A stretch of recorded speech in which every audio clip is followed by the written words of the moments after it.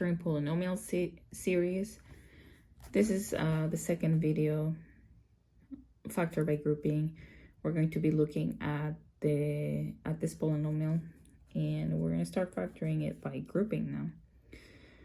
So I went over this equation, and there are a lot of ways that you could come up with two factors that added up give you -10, and factoring both of those numbers could match up with a factor of these two numbers at the end, leading coefficient and -8, which I'm going to refer to this as A and this is C.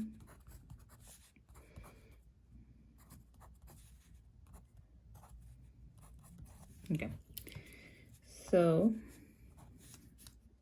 I'm going to go ahead and separate this -10 into two numbers that I know are going to be able to be to share a common factor with these two numbers on the edges. So this -10, it's going to come out to be -2x and plus 12x. And it's okay if you think it's -2 and -8 or some sort of situation like that, some sort of number like that. You can always try multiple times or to get your signs kind of aligned. You just want to make sure that you end up with the same sign here as the same sign here and the same sign here as the same sign here. And noticing that this is a -8, I know I'm gonna have a negative somewhere in there, and given that this is a positive, I should have something positive in here, and that's kind of a giveaway. Right away I could have thought about +13 and -1, but those don't really share common factors with these numbers on the edges. So I just thought of the next one, which was -2 and +12, which they do share factors, and then you'll see why in a bit.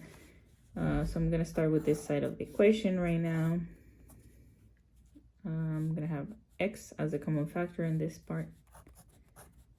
Pull it out, 3x -2 plus, and then I'm going to factor out a 4 from here. It's going to be 3x -2 as well.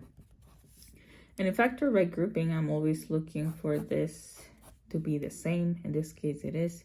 So now I can just go ahead and do x plus 4. 3x -2 equals 0. So that's pretty much all it is, factor by grouping. And if they're asking you to find your x value, you would just divide both sides by 3x -2. Oops, running out of lead.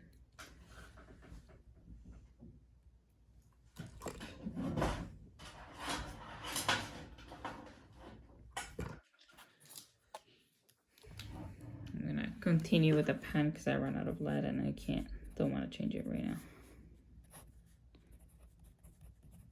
So I'm gonna just go ahead and cancel this out. 0 over any number gives you 0, so x plus 4 equals 0, and so -4 and -4, x equals -4 for this one, right? And then now to get the other x, I'm gonna do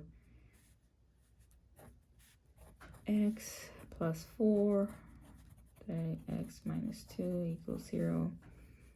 Then I'm gonna divide both sides by x plus 4. 0 over any number gives you 0, so 3x -2 equals 0. So I'm just gonna add both sides to, and I'm gonna cross it out, and here it's gonna be 2. 3x equals 2. So 3 is multiplying the x, just divided by 3. So x equals 2. Oops, sorry. 2/3. And there you have it. And sorry for the cut right there. On the next video, we're going to be looking at the quadratic formula. I just thought it would be too long of a video if I include this one in the same one. You're probably going to be looking at this a couple days after you are able to see this video. And thanks so much for sticking around and watching this video. If this video was useful to you, please give it a thumbs up. And if you want, subscribe. I don't expect anyone to subscribe because these are like random math problems that you're probably gonna see once in a while, but I might upload more live content here. I don't know. Maybe subscribe to find out. All right, thanks. Bye.